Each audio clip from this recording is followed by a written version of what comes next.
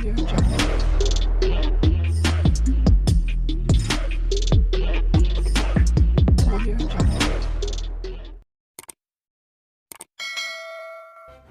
kasih karena memilih channel ini. Sebelum kita mulakan video ini, sila pertimbangkan untuk menekan butang like, share, dan subscribe, dan aktifkan butang lonceng Anda agar Anda sentiasa mendapat info-info percuma pada setiap hari dari channel kami. Dan tinggalkan komen Anda karena komen Anda amatlah dihargai. Terima kasih.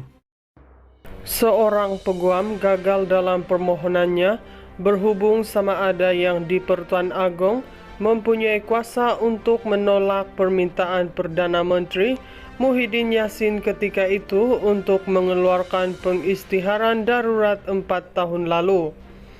Hakim Mahkamah Tinggi Kuala Lumpur Wan Ahmad Farid Wan Saleh menolak tindakan Syed Iskandar Syed Jaafar dengan alasan isu itu bukanlah sesuatu yang mahkamah boleh campur tangan.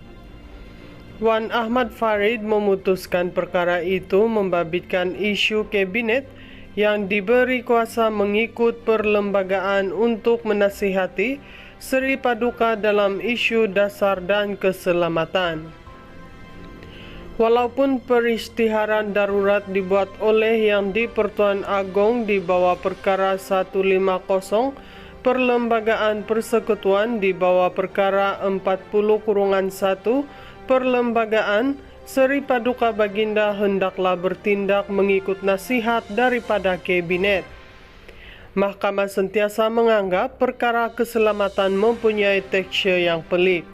Kabinet sebagai cabang eksekutif kerajaan mempunyai maklumat risikan mengenai perkara keselamatan yang tidak dimiliki oleh mahkamah dan oleh itu berada dalam kedudukan terbaik untuk menasihati Yang di-Pertuan Agong, kata Wan Ahmad Farid. Hakim itu menegaskan bahawa mahkamah secara amnya tidak mempunyai bidang kuasa untuk mendengar tindakan ke atas Seri Paduka ketika melaksanakan kuasa perlembagaan untuk mengisytiharkan darurat disebabkan klausa penyingkiran perkara 150-8 perlembagaan. Walaupun peruntukan perlembagaan berhubung klausa penyingkiran akan menyamai menutup pintu mahkamah kelihatan keras dan tidak adil. Remedinya terletak pada badan perundangan dan bukannya mahkamah, kata Wan Ahmad Farid.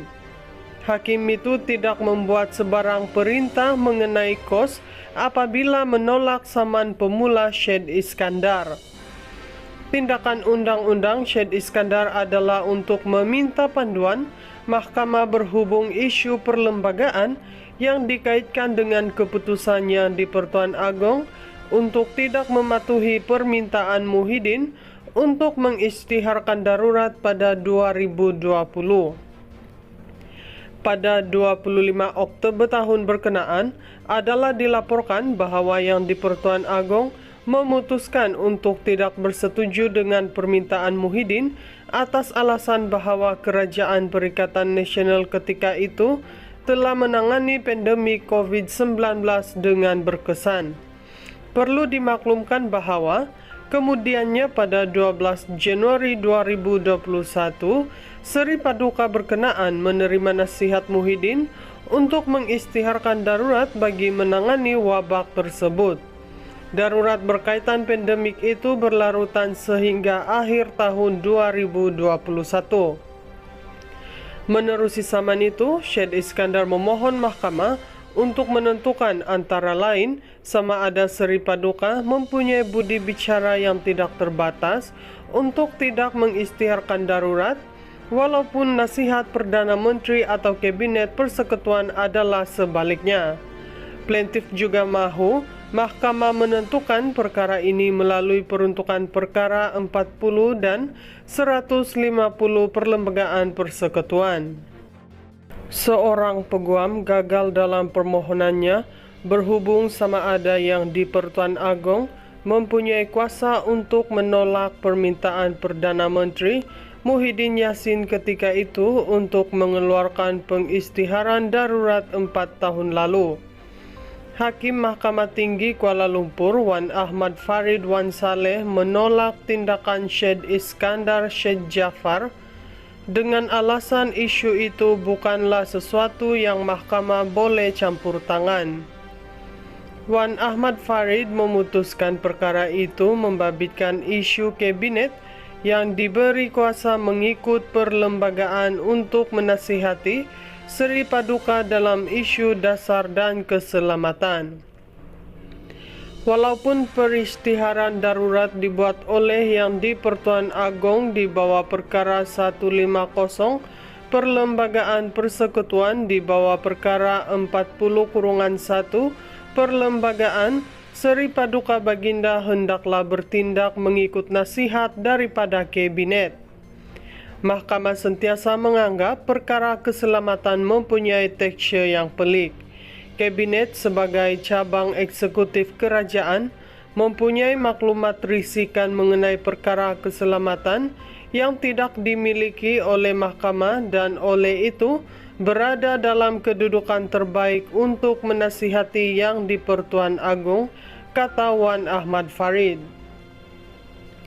Hakim itu menegaskan bahawa mahkamah secara amnya tidak mempunyai bidang kuasa untuk mendengar tindakan ke atas Seri Paduka ketika melaksanakan kuasa perlembagaan untuk mengisytiharkan darurat disebabkan klausa penyingkiran perkara 150-8 perlembagaan.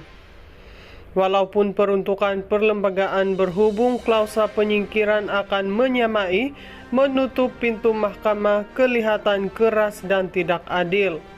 Remedinya terletak pada badan perundangan dan bukannya mahkamah, kata Wan Ahmad Farid.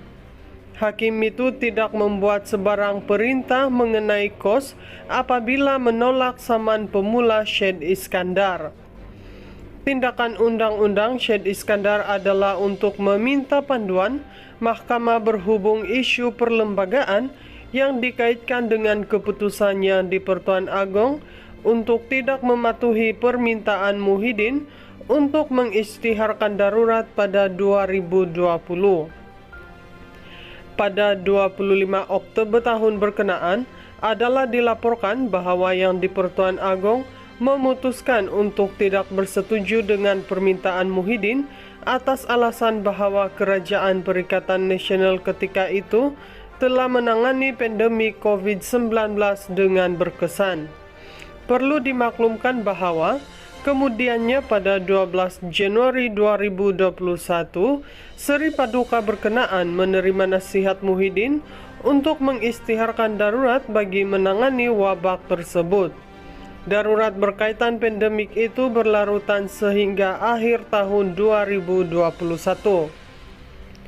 Menerusi saman itu, Syed Iskandar memohon mahkamah untuk menentukan antara lain sama ada Seri Paduka mempunyai budi bicara yang tidak terbatas untuk tidak mengisytiharkan darurat, walaupun nasihat Perdana Menteri atau Kabinet Persekutuan adalah sebaliknya. Plaintiff juga mahu mahkamah menentukan perkara ini melalui peruntukan perkara 40 dan 150 Perlembagaan Persekutuan.